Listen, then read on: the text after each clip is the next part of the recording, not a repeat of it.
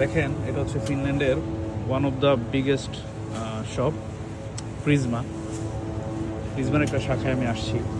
এই যে আমাদের দেশি কামরাঙ্গা, যার কিলো হচ্ছে 28 ইউরো পার কিলো। কারাম্বোলা, এটা সম্ভবত ফিনিশ ওয়ার্ড হবে, কারাম্বোলা।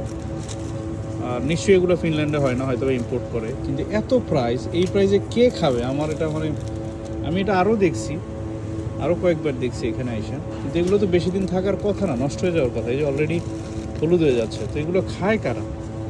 হয়তো বা পরিচিতি করার জন্য নিয়ে আসছে।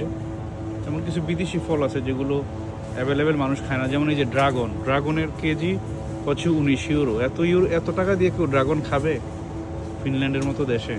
আর যদিও এখানে জিনিস অনেক কস্টলি, সব কিছুর দাম অনেক বেশি, তারপরেও এগুলো হচ্ছে ওভার।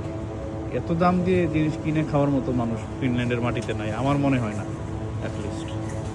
তো বাংলাদেশিরা যদি এই মার্কেটটা ধরতে পারতো, যদি মানুষকে সস্তায় এগুলো খাওয়ায় অভ্যস্ত করাইতে পারতো, তাইলে হয়তো বা এটার ব্যবসাটা ভালোই হতো।